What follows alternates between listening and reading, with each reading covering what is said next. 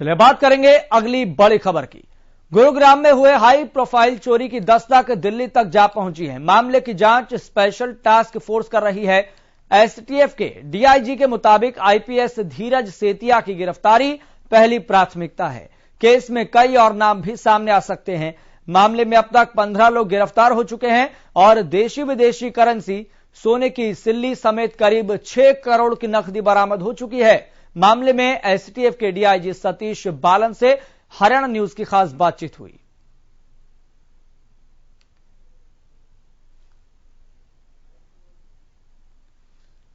गुरुग्राम में हुए चोरी अब दिल्ली दरबार तक पहुंच चुकी है।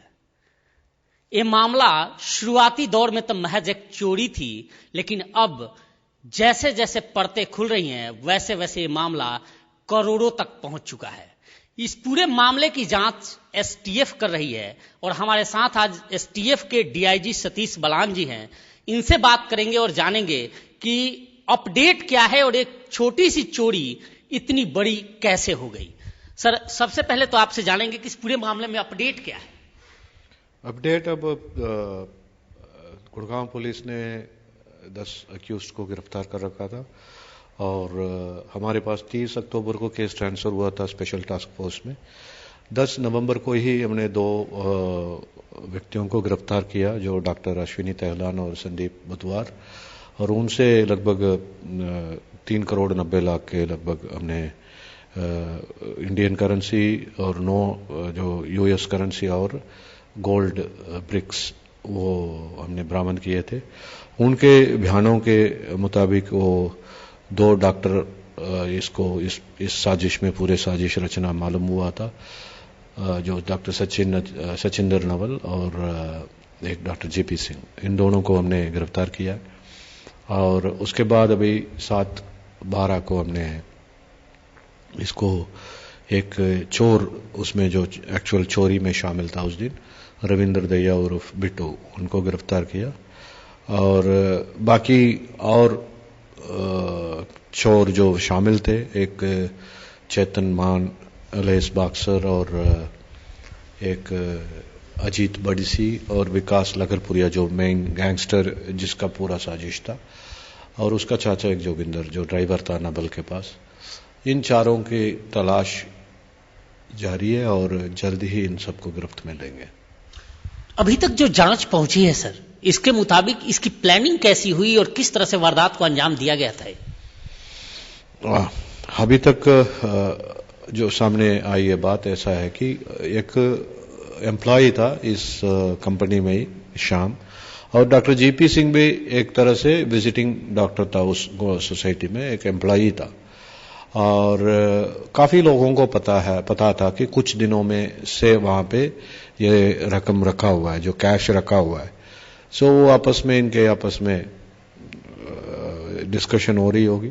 उसमें शाम से इन्होंने इंफॉर्मेशन लिया है जीपी सिंह ने, ये कह कि हम ईडी वीडी में पकड़वा देंगे या फिर आईटी में पकड़वा देंगे, 5-6% ले लेंगे।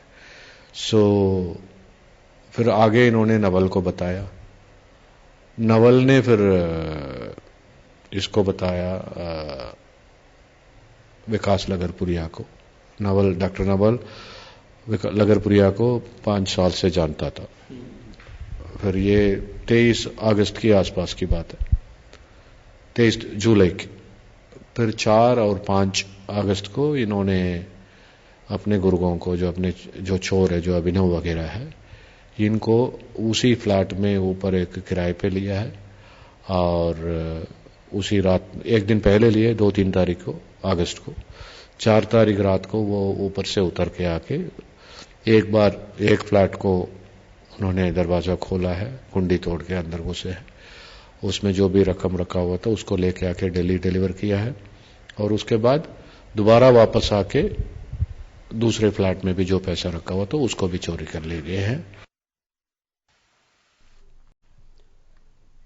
फिलहाल आपको बता दें, इस मसले पर ज्यादा जानकारी के साथ मेरे सहयोगी सुशील जुड़ गए हैं। सुशील, फिलहाल इस मामले में कितनी परतें और खुलना बाकी है और फिलहाल प्राथमिकता क्या दिखाई दे रही है एसटीएफ की? निश्चित तौर पर देखिए, टीएफ कोर्ट का रुख टीएफ ने किया है और उसमें जो आईपीएस धीरज सेतिया है, जो उस वक्त तत्कालीन डीसीपी गुरुग्राम थे, उनके खिलाफ वारंट ले रही है टीएफ, जिससे उनको गिरफ्तार किया जा सके। क्योंकि उन्हें 3 नोटिस दिया जा चुका है, लेकिन वो अभी तक जांच में शामिल नहीं हुए हैं। ऐसे में कोर्ट का रुख कर वारंट लेकर एसटीएफ उन्हें गिरफ्तार करेगी और उसके बाद उनसे पूछताछ के दौरान पता चलेगा पूरे इस मामले में, पूरे प्रकरण में और कौन कौन से अधिकारी हैं जिनके साथ मिलकर वो काम कर रहे हैं, और जो पैसों का लेन देन हुआ है उसमें और कौन कौन से लोग शामिल हैं। हालांकि टीएफ अभी खुलकर कुछ बोलने को तैयार नहीं है। जो एसटीएफ के डीआईजी हैं सतीश पालन, उन्होंने कैमरे पर तो कुछ नहीं कहा, लेकिन निश्चित तौर पर उनका भी ये मानना है कि कहीं ना कहीं पूरे मामले में लैकुना जरूर है, कहीं ना कहीं गुरुग्राम पुलिस की संलिप्तता जरूर है। और यह भी माना जा रहा है कि एक डीसीपी स्तर का अधिकारी अकेले इतना बड़ा खेल नहीं कर सकता, उसमें और भी कुछ लोग शामिल होंगे, चाहे वो नीचे स्तर के अधिकारी हो या उछले स्तर के अधिकारी हो। तो निश्चित तौर पर ये जांच का विषय है। साथ ही उन्होंने यह भी कह दिया कि दबाव की कोई बात नहीं, इसमें जो लोग भी शामिल हैं उनके खिलाफ एक्शन लिया जाएगा। बस जरूरत है कि जब जो मेन इसके धीरज सेतिया है, जो आईपीएस है, जिनका नाम सामने आया है, उनकी गिरफ्तारी हो सके। बिल्कुल, यानी कि अभी इस मामले में और कई परतें खुलना बाकी है और जांच चल रही है, और जांच के बाद ही सारी स्थिति स्पष्ट हो पाएगी। बहुत बहुत शुक्रिया सुशील, जानकारी साझा करने के लिए।